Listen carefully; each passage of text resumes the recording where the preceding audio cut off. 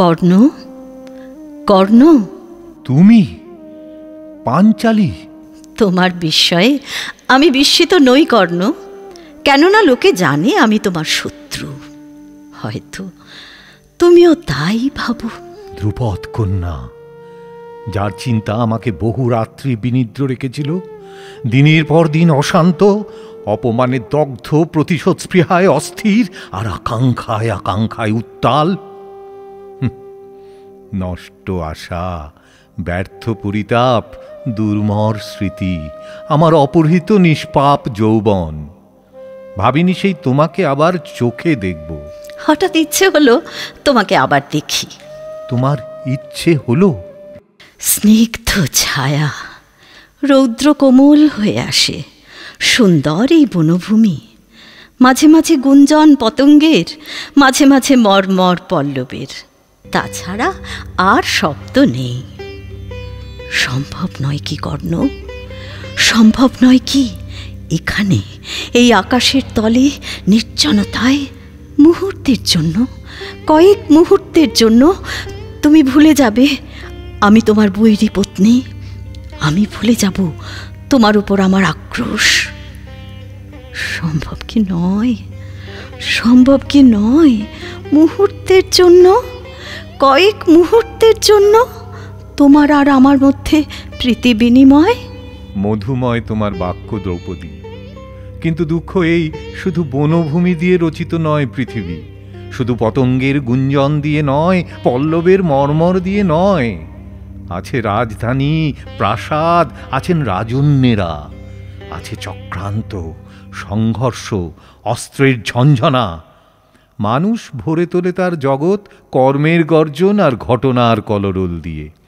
নিজেকে সময় দেয় না স্তব্ধতার জন্য, সময় দেয় না হৃদয়কে তার কথা বলতে। সেই জন্যেই কর্ণ, সেই জন্যেই, যেহেতু সময় এত অল্প, যেহেতু সময় আর নেই। কর্ণ, মন্ত্রণা সভা বিফল হলো, এবার যুদ্ধ আসন্ন, অনিবার্য। কিছু বলছো না? যদি অনিবার্য হয়, মন্তব্য অবান্তর। 13 বছর ধরে, 13 বছর ধরে আমি ছিলাম এই দিনের অপেক্ষায়। অহর্নিশ লালন করেছি ইচ্ছা, দুর্যোধনের উরু চূর্ণ হবে, দুঃশাসনের বাহু ছিন্ন হবে আমার আনন্দ। মনে মনে বলেছি, হে যুদ্ধ, হে পাপ নাশন, ভীষণ অগ্নিকাণ্ড, দেখা দাও, উদিত হও রক্তবর্ণ উদ্ধার। কিন্তু আজ যুদ্ধের এই পূর্বক্ষণে, এই ভঙ্গুর স্তব্ধতার মুহূর্তে আমার মনে সংশয়। সংশয় কেন? পাছে পাণ্ডবের পরাজয় ঘটে? কৃষ্ণ বলেছেন পাণ্ডবের জয় নিশ্চিত, আমি তাকে বিশ্বাস করি। কিন্তু এখন দেখছি যুদ্ধের আয়োজন আমার ইচ্ছাকে বহু দূরে ছাড়িয়ে এলো। দুঃশাসনের বাহু ছিন্ন, দুর্যোধনের উরুচূর্ণ, কিন্তু শুধু তাই নয়, আরও হবে, আরও অনেক। আমি যা চাইনি, আমি এখনো চাই না। আরও অনেক হত্যা, আরও অনেক মৃত্যু, হিংসার উত্তরে প্রতিহিংসা, পুনরাবৃত্ত। বলি হবে সজ্জনেরাও, বালকেরাও, সসৈন্যে ও সশস্ত্রে দূর দূরান্ত থেকে রাজন্যেরা এসেছেন রক্তাক্ত এই উৎসবে যোগ দিতে। ক্ষুদ্র কোনো উচ্চাসা পূরণের জন্য, কিংবা যেহেতু রাজা তাঁরা বংশপরম্পর যুদ্ধকে কৃত্য বলে মেনেছেন চিন্তাহীনভাবে। এখন আমার মনে প্রশ্ন এই, কর্ণ, কর্ণ, তুমি কুরুবংশের কেউ নও, কোনো রাজবংশের কেউ নও।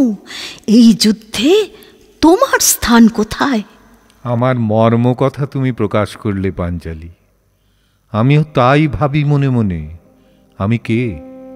পাণ্ডব নই, কৌরব নই, অনাত্মীয় এক আগন্তুক, কালো স্রোতে ভাসমান এক পাত্র, নির্বন্ধে ভরা, নিরুদ্দেশ জল আর বাতাসের বেগে চালিত এক অনাহুত অতিথি আমি হস্তিনাপুরে। কুলগোত্রহীন, নিষ্প্রয়োজন।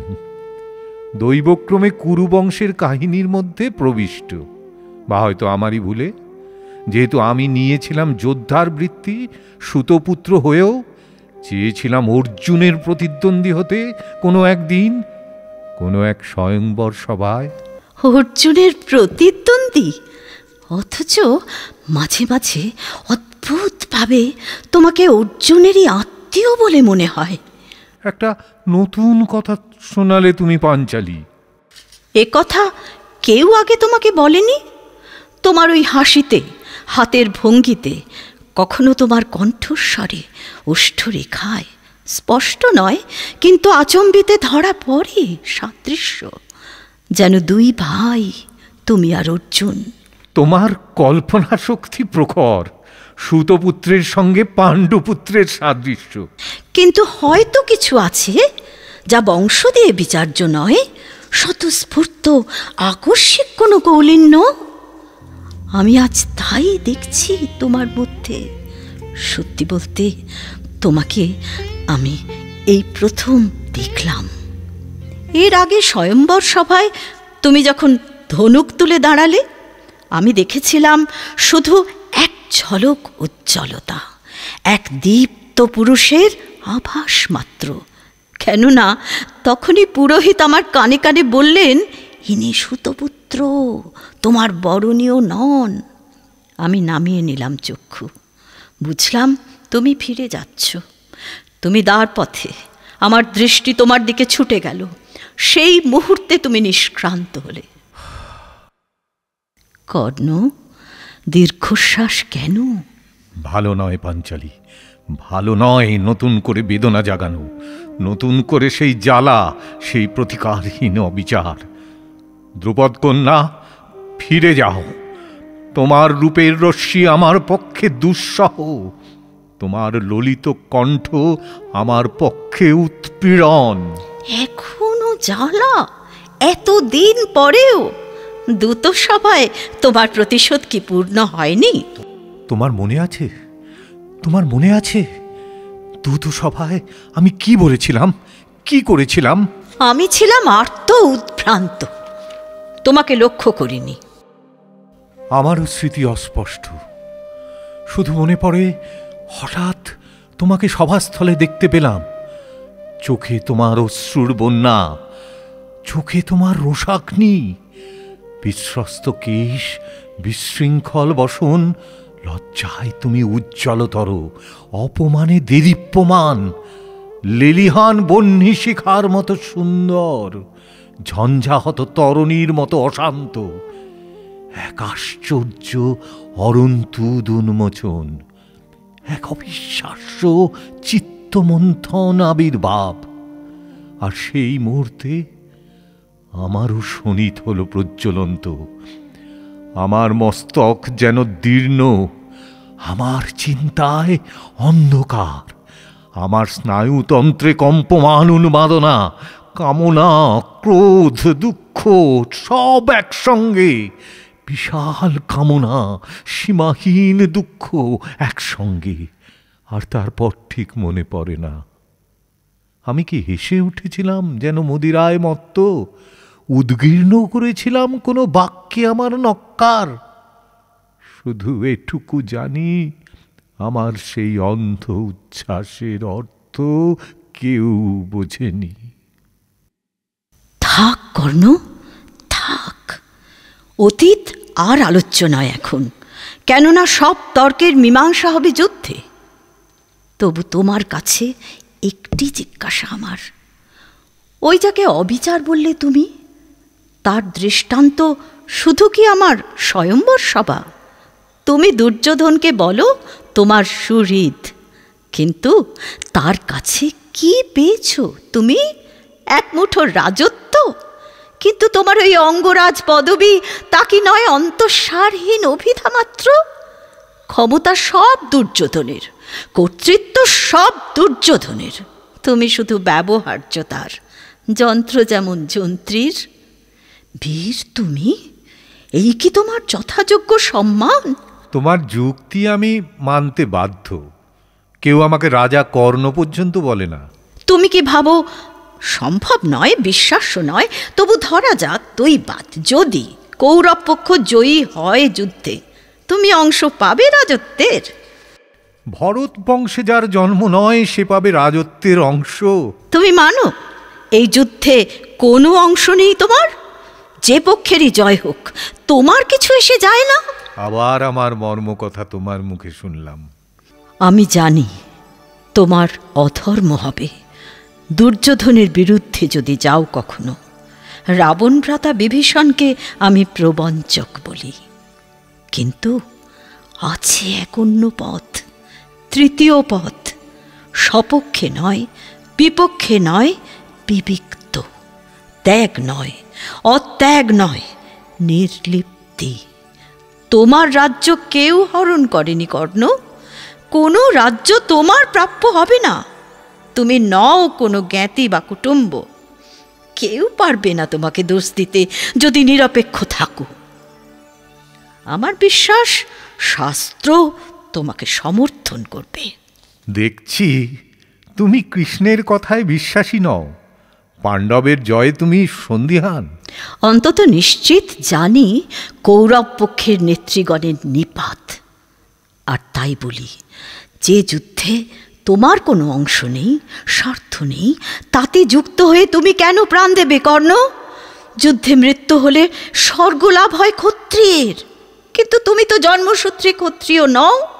তোমার বাগ্মিতায় আমি মুগ্ধ পাঞ্চালী, কিন্তু আমার প্রস্তাবে অসম্মত। তবু ভেবে দেখো, যদি তুমি রণস্থলে অস্ত্র হাতে নিয়ে পাণ্ডবের প্রতিপক্ষ হও, তাহলে নিশ্চিত যেন অর্জুন তোমাকে সংহার করবেন কর্ণ। ওই তোমার দৃপ্ত শির লুটিয়ে পড়বে রক্তময় কর্দমে, আর তোমার শক্তিপুঞ্জ শরীর শয়ান হবে কবন্ধ, বিভৎসভাবে নিশ্চল। কিন্তু কেন? তাতে কোন তৃপ্তি হবে তোমার আত্মার? কি সেই মহৎ উদ্দেশ্য যা সাধন করবে তোমার মৃত্যু? আমি সত্য বলবো, আমি চাই কৌরবের পতন, কিন্তু সেই জন্য কর্ণের আত্মাহুতি আমার মনে হয় নিতান্তই অনর্থক। কিন্তু পাণ্ডবের জয় যদি নিশ্চিত, তাহলে কর্ণবধের গৌরব থেকে অর্জুনকে বঞ্চিত করা কি অন্যায় হবে না? তুমি কি তাহলে মৃত্যু পণ করেছ? এই সুন্দর পৃথিবীতে, এই রৌদ্রালোকে তুমি কি বাঁচতে চাও না কর্ণ? কেউ নেই যাকে তুমি ভালোবাসো? আমি ভালোবাসার কাঙাল নই দ্রৌপদী, আমি আয়ুর ভিক্ষুক নই। কিন্তু আমি প্রার্থনা করি তোমার দীর্ঘায়ু। আমি চাই যুদ্ধের পরে, যখন আর অন্তরাল হয়ে দুর্যোধন থাকবে না, তোমার সঙ্গে পঞ্চপাণ্ডবের মৈত্রী। ভাগ্যদোষে দুঃখ পেয়েছ তুমি, তাদেরও দুঃখ অগণ্য। অবশেষে হোক সুখের সমাপ্তি, হোক স্নিগ্ধ তোমার জীবন, সৌহার্দ্যে, দানে, গ্রহণে, প্রীতির বিনিময়ে। তুমি নিশ্চয় জানো, আমার স্বামীদের যিনি সুহৃদ, আমিও তাকে বন্ধু বলে মানি। কর্ণ, আমি তোমার বন্ধুতা চাই। আশ্চর্য, আশ্চর্য! অনেক ধ্বংস, অনেক মৃত্যু, বিপর্যস্ত রাষ্ট্র, আর তারপর পঞ্চপাণ্ডবের সঙ্গে মৈত্রী, দ্রৌপদীর সঙ্গে বন্ধুতা, এই অধিরথ পুত্র বৈকর্তনের। পাণ্ডবেরা আমার কে? কেউ নয়। আমি কি দ্রৌপদীর বন্ধু হতে চেয়েছিলাম? শুধু বন্ধু? না, এই আমার উত্তর পাঞ্চালী, না। তুমি জেনো, আমি পাণ্ডবের বিপক্ষে আছি প্রতিশ্রুত, আমার সব অস্ত্র নিয়ে, আমার শেষ রক্তবিন্দু পর্যন্ত। দুর্যোধনের জন্য নয়, কিন্তু যেহেতু তাতেই আমার সার্থকতা। এত প্রবল তোমার রণলিপ্সা! মহত্তম সেই যুদ্ধ যা নিঃস্বার্থ, বিশুদ্ধ সেই চেষ্টা যা নিষ্ফল। আজ পাণ্ডবেরা জয়োৎসুক, কৌরবেরা জয়োৎসুক, আকাঙ্ক্ষায় আশঙ্কায় তারা চঞ্চল।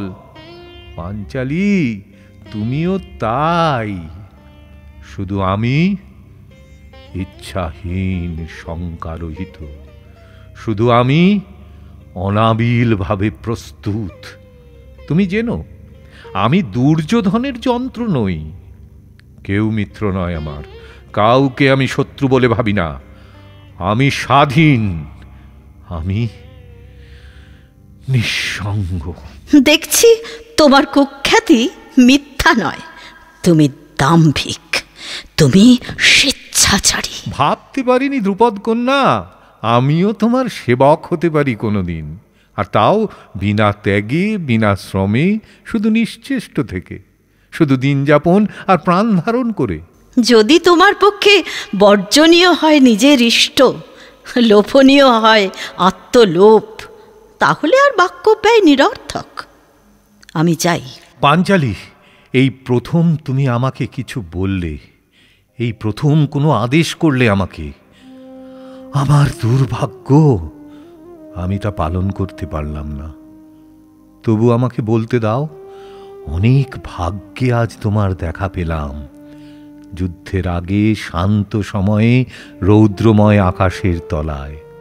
যেও না পাঞ্চালী, আর এক মুহূর্ত অপেক্ষা করো। আমি দেখি তোমাকে আরো একবার। ক্ষমতার সংঘর্ষ থেকে দূরে, ছলনার সন্ধান থেকে দূরে, তোমার চূর্ণালোক কাঁপছে যখন বাতাসে, তোমার বসনে যখন বৃক্ষছায়া চঞ্চল, তোমার অধর যখন রৌদ্র রেখায় স্পৃষ্ট, যুদ্ধের আগে গঙ্গার তীরে শান্ত নীল বনভূমির নির্জনতায়। সুশ্রাব্য বচন যেন রূপমুগ্ধ যুবার, যার দৃষ্টি নীলিমায় মগ্ন, যার চিত্তে নির্মল অনুভূতি, অথচ এর বক্তা হত্যাকাণ্ডে যোগ দেবার জন্য উন্মাদ। তীব্র তোমার তিরস্কার পাঞ্চালী, কিন্তু সত্য নেই। আমি এত দূর পর্যন্ত হত্যায় বিমুখ যে মৃগপক্ষীকে আঘাত করিনি কখনো, কখনো খেলার ছলে সরসন্ধান করিনি। অর্জুনের মতো অস্ত্রচালনায় কোনো কীর্তি নেই আমার, শুধু কিঞ্চিত খ্যাতি আছে, হয়তো ভিত্তিহীন। আমি তাই চাই পরীক্ষা। না দ্রৌপদী, আমি উন্মাদ নই, আমি অপেক্ষমান সেই মহান নিষ্করুণ পরীক্ষার জন্য, যার মধ্য দিয়ে অবশেষে আমি পাব আমার আত্মপরিচয়, হতে পারবো নিজের কাছে প্রকাশিত ও প্রমাণিত। অনিবার্য তোমার পতন, আমার দুঃখ হয় তোমার জন্য। পাণ্ডব পত্নী, বিজয়িনী হও।